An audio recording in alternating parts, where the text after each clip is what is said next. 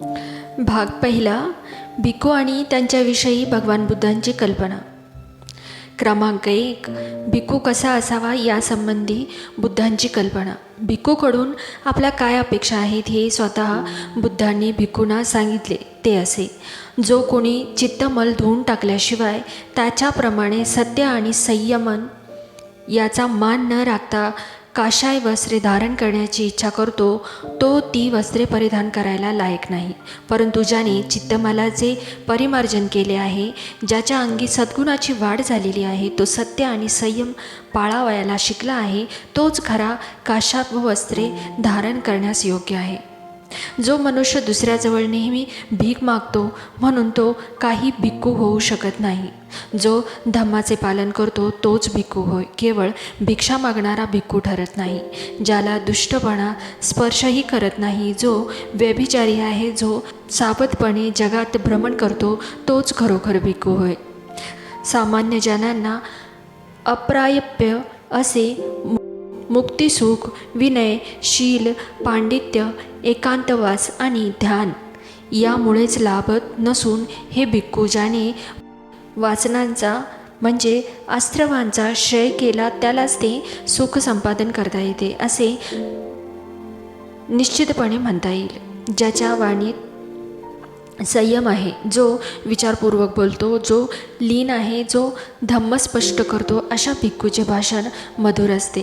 धम्मात आनंद माणणारा, धम्मात रममाण असणारा, धम्माचे चिंतन करणारा, धम्माचे सदैव स्मरण ठेवून त्याच्याप्रमाणे वागणारा असा भिक्खू सदधम्मापासून च्युत होणार नाही.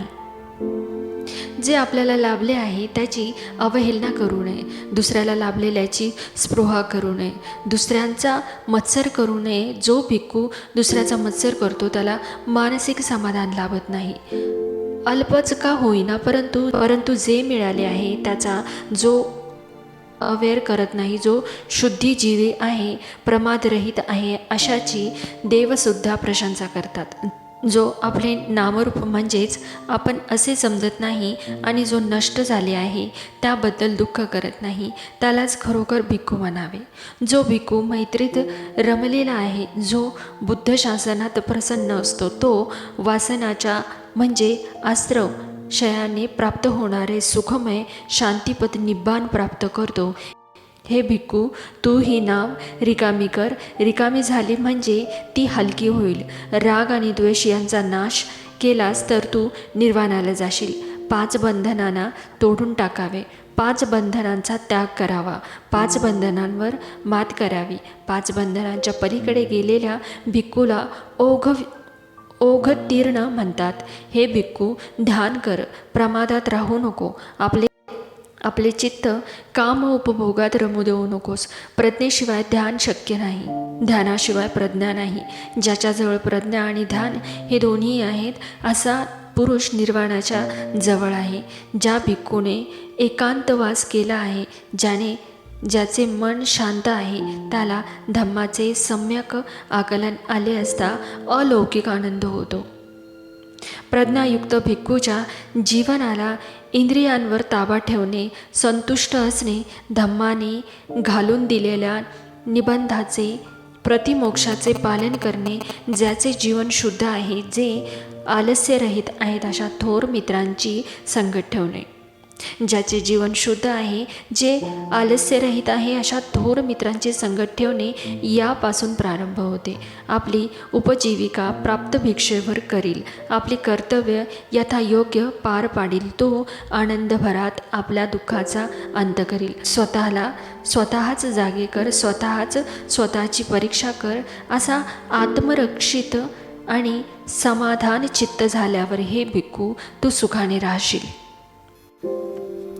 कारण मनुष्य स्वतःच आपला स्वामी आहे, तो स्वतःच आपली गती आहे. म्हणून ज्याप्रमाणे व्यापारी उमद्या घोड्याला आपल्या ताब्यात ठेवतो, त्याप्रमाणे मनुष्याने आपले नियमन करावे. जो भिक्खू अप्रमादी राहण्यात आनंद मानतो, जो अविकाराचे भय मानतो, अविकाराचे भय मानतो तो आपले लहान मोठे बंध जाळून संचार करत असतो.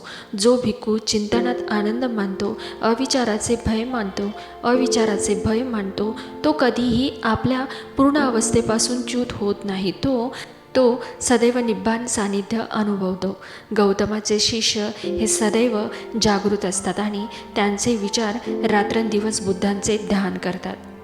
गौतमांचे शिष्य हे सदैव जागृत असतात आणि त्यांचे विचार धम्माचे ध्यान रात्रंदिवस करतात. स्वशरीराचे सर्व क्रियांचे रात्रंदिवस ध्यान करतात. गौतमाचे शिष्य सदैव जागृत असतात आणि त्यांचे मन रात्रंदिवस करुणेत समाधान मानते. गौतमाचे शिष्य सदैव जागृत असतात, त्यांचे मन रात्रंदिवस चिंतनात आनंद मानते. संसार त्याग बिकट आहे, संसार उपभोग बिकट आहे, विहारवास बिकट आहे, गृहवास दुःखदायक आहे. समाजाबरोबर एकत्र राहणे आणि सर्व गोष्टी त्यांच्याबरोबर समानतेने सेवने हे दुष्कारक आहे. परिभ्रमण करणाऱ्या भिक्खूसमोर दुःखच वाढून ठेवलेले आहे. ज्याच्या ठिकाणी धम्मश्रद्धा आहे, शील आणि यश यांनी जो ऐश्वर्यवान आहे, तो कोठेही गेला तरी सर्वत्र पूजनीय ठरतो. क्रमांक 2. भिक्खू आणि तपस्वी. भिक्खू म्हणजे तपस्वी काय? याचे उत्तर नाही असे आहे. स्वतः भगवंतांनीच निग्रोध या नावाच्या पारिवाज्यकाबरोबर झालेल्या संवादात या प्रश्नाचे नकारात्मक उत्तर दिलेले आहे. एकदा भगवंत राजगृहाजवळील गृधकुटावरती राहत होते.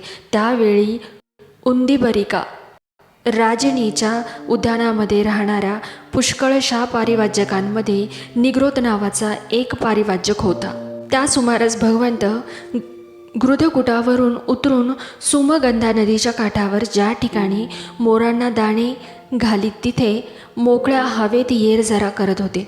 त्यावेळी निग्रोधाने भगवंतांना येरझारा घालताना पाहिले. तेव्हा तो आपल्या पारिवाज्यक अनुयायांना म्हणाला, कृपा करून शांत राहा. श्रमण गौतम सुमगंधेच्या तीरावर आहेत. त्यांच्या सांगण्यावरून सर्व पारिवाजक स्तब्ध राहिले. नंतर भगवंत पारिवाज्यक निग्रोधाजवळ गेले. निग्रोध त्यास म्हणाला, भगवंत या, मी आपले स्वागत करतो. आपण येथे आगमन करण्याचा निश्चय करण्यापूर्वी पुष्कळच विचार केला असावा. या, इथे सिद्ध असलेल्या आसनावरती आपण बसावे. पुढे केलेल्या आसनावर भगवंत स्थानपन्न झाले. निग्रोध भगवंतापेक्षा एका ठेंगण्या आसनावरती त्यांच्याच बाजूला बसला.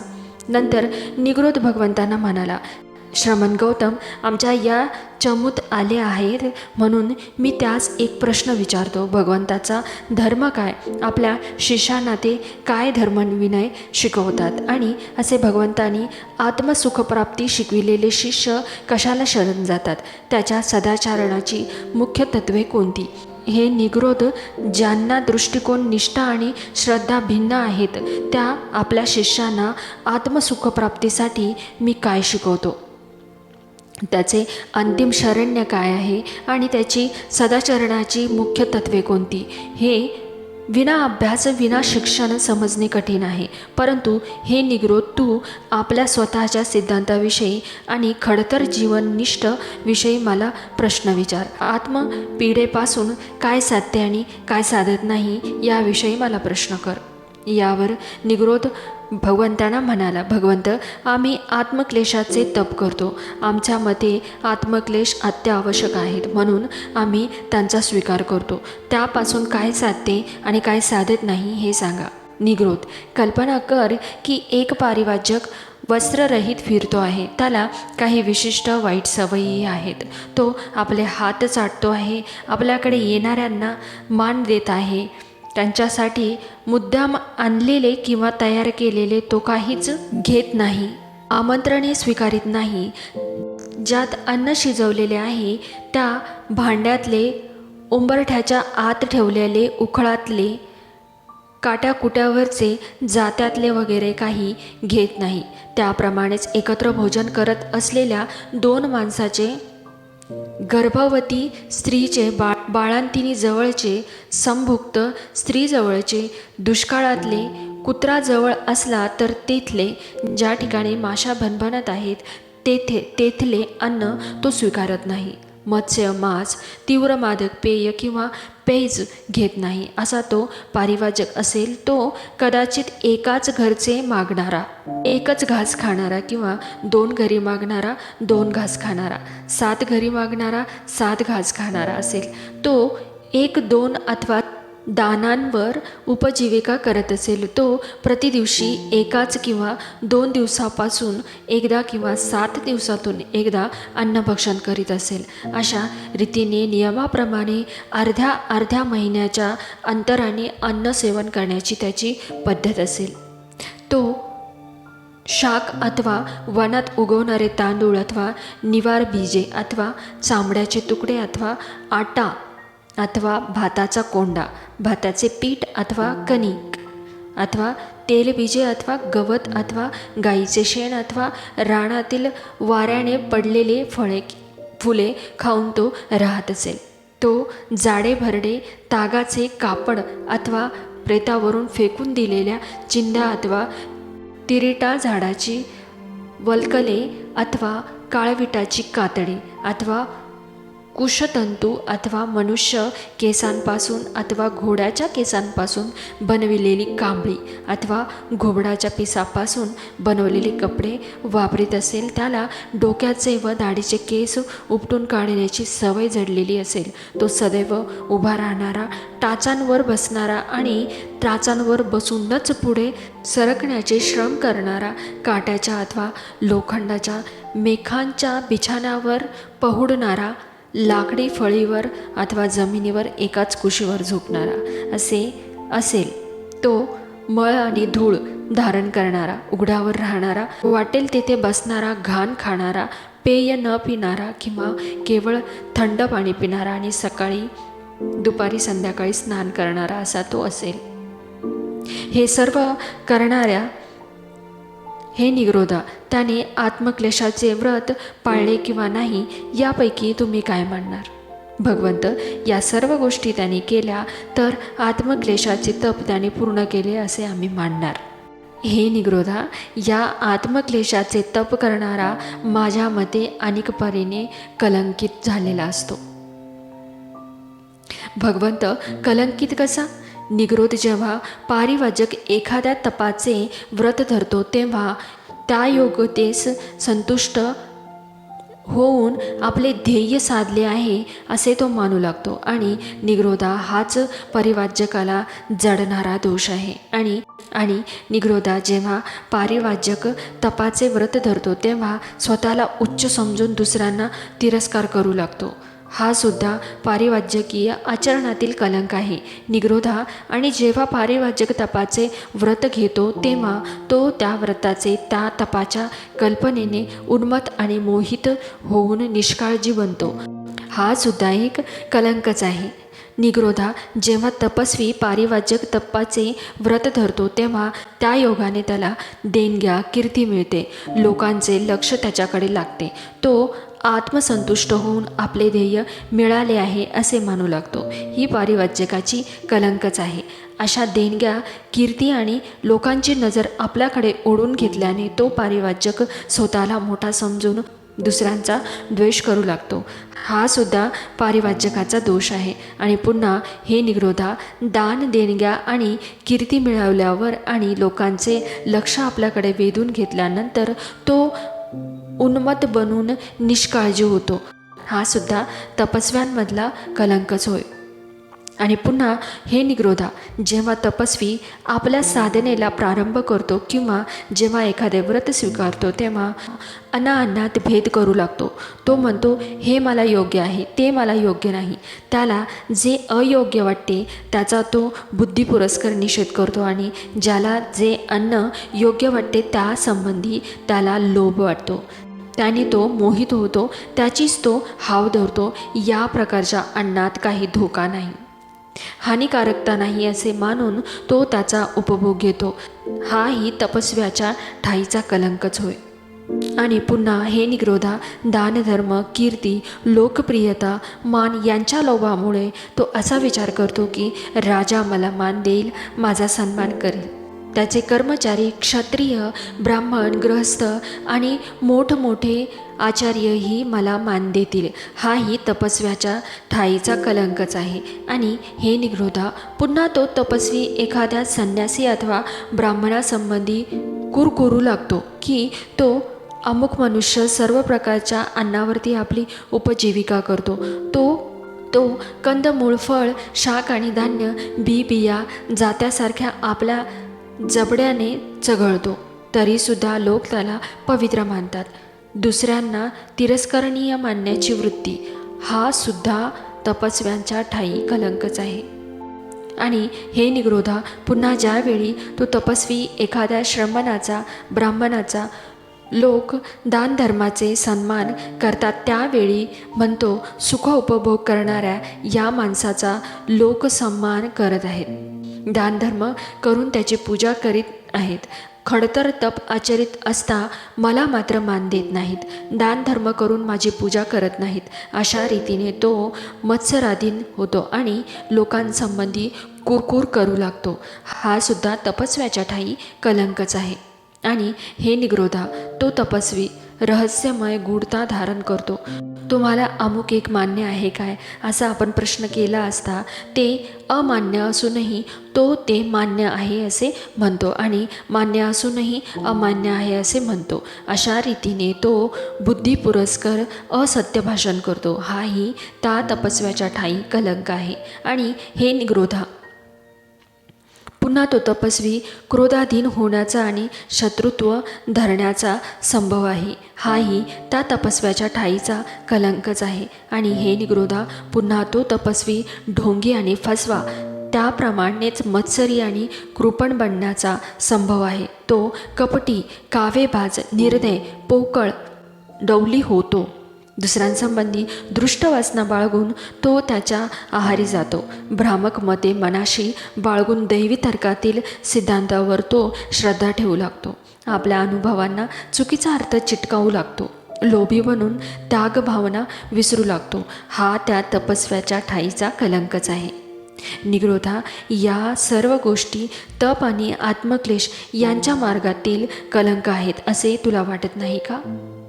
होय भगवान, तप आणि आत्मक्लेशाच्या मार्गातील हे सर्व कलंकच आहेत. यापैकी एखाद्याच कलंकाने काय, परंतु सर्वच कलंकांनी तपस्वी दूषित होण्याचा संभव आहे. भिक्खूंनी हे कलंक आपल्याला जडू देता कामा नये. क्रमांक 3. भिक्खू आणि ब्राह्मण. भिक्खू आणि ब्राह्मण हे एकच काय, या प्रश्नाचे उत्तर नाकारार्थी आहे. या विषयावरील चर्चा कोणत्याही एका ठिकाणी आलेली नाही, ती सर्वत्र विखुरलेली आहे. परंतु भिक्खू आणि ब्राह्मण यामधील भेद सारांश रूपाने असे देता येतील.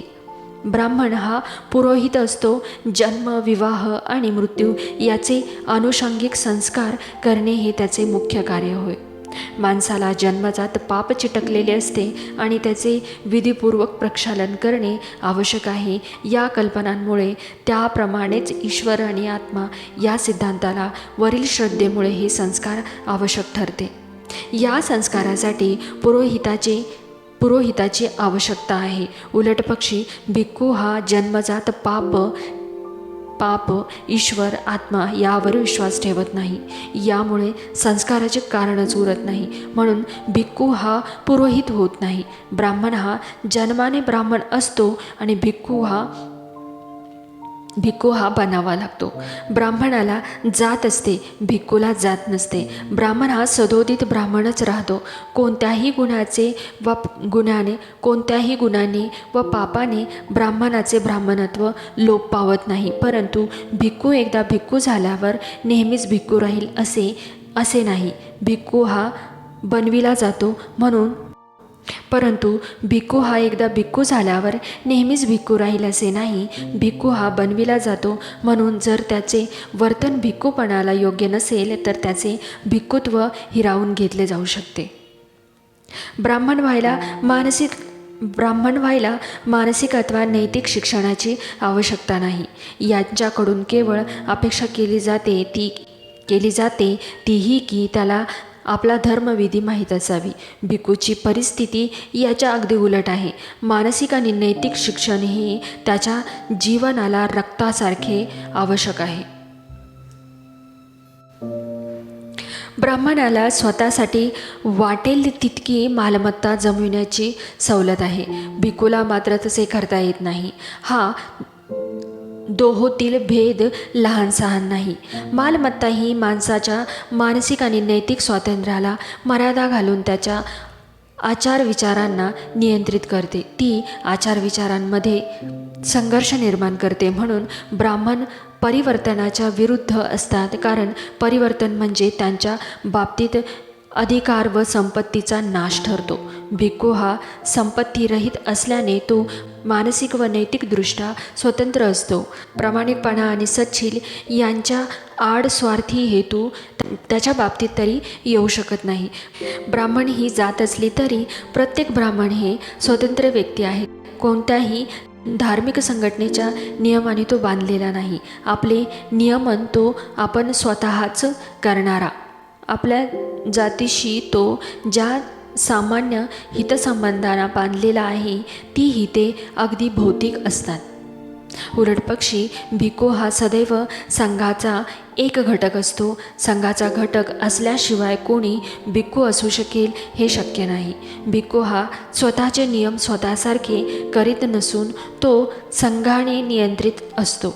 संघ ही एक आध्यात्मिक संघटना आहे. क्रमांक 4. भिक्खू आणि उपासक. धम्मामध्ये भिक्खूचा धम्म आणि उपासकाचा धम्म यात विशेष भेद करण्यात आलेला आहे. भिक्खू हा ब्रह्मचर्याला बांधलेला आहे. ही गोष्ट उपासकांची नाही. त्यांना लग्न करता येते. भिक्खूला घर अथवा कुटुंब असू शकत नाही. याच्या उलट उपासकाला घर आणि कुटुंब असू शकते. भिक्खूला मालमत्ता बाळगता येत नाही. उपासकाला ती ठेवता येते. भिक्खूला हत्या न करण्याचा निर्बंध आहे. उपासकाला तसा निर्बंध नाही. पंचशीलाचे नियमन दोघांनीही पाळायचे असतात, परंतु भिक्खूला ते प्रज्ञारूप असतात. ते मोडल्यास तो शिक्षेस पात्र होतो. उपासकाच्या बाबतीत ते पाळण्याजोगे नियम या स्वरूपाचे असतात. पंचशीलाचे परिपालन हे भिक्खूच्या बाबतीत सक्तीचे असते. उपासकाच्या बाबतीत ते त्यांच्या इच्छेवरती अवलंबून असते. भगवंतांनी असा भेद का केला असावा? काहीतरी सबळ कारण असल्याशिवाय ते असा भेद करणार नाहीत. भगवंतांनी त्या भेदाचे कारण कुठेतरी स्पष्ट केलेले नसल्यामुळे ते तर्काने जाणावे लागते. काहीही असले तरी ते कारण जाणणे आवश्यक आहे. आपल्या धम्माच्या साह्याने इहलोकी सदाचरणाचे राज्य स्थापन करावे असा भगवंताचा उद्देश होता. यात संशय नाही. म्हणून तर भगवंतांनी आपला धम्म भिक्खू अथवा उपासक असा भेद न करता सर्वांना शिकवला. परंतु भगवंतांना माहीत होते की सामान्य माणसाला केवळ धर्म शिकविल्याने सदाचारावरती आधारलेला आदर्श समाज निर्माण होणे शक्य नाही. आदर्श हा व्यवहार्य असला पाहिजे. एवढेच नव्हे तर तो व्यवहार्य कसा आहे हे उदाहरणाने यथार्थ पटविले पाहिजे. तेव्हाच लोक त्याच्यासाठी झटतात आणि तो कृतीत उतरविण्याचा प्रयत्न करतात. ही अशी झटण्याची वृत्ती निर्माण करण्यासाठी आणि सामान्य माणसाला हा आदर्श अव्यवहार्य नसून व्यवहार्य आहे हे पटविण्यासाठी त्या आदर्शानुसार वर्तन ठेवणाऱ्या समाजाचे चित्र सामान्य माणसापुढे ठेवणे आवश्यक आहे. संघ म्हणजे भगवंतांनी शिकविलेल्या धम्माचे आचरण करणाऱ्या समाजाचा नमुना. म्हणूनच भगवंतांनी भिक्खू आणि उपासक यांच्यामध्ये भेद केला. भिक्खू म्हणजे बुद्धांचा आदर्श, समाजाचा मार्ग दाखविणारा प्रकाश आणि शक्यतो त्या भिक्खूच्या पावलांवर पाऊल ठेवून जाणे हे उपासकाचे काम आहे. दुसऱ्या एका प्रश्नाचे उत्तर देणे आवश्यक आहे आणि तो प्रश्न म्हणजे भिक्खूचे कार्य काय. भिक्खूने केवळ व्यक्तिगत साधनेला वाहून द्यायचे की त्याने लोकांना मार्गदर्शन करून त्यांची सेवा करायची. त्याने दोन्हीही कार्य केली पाहिजेत.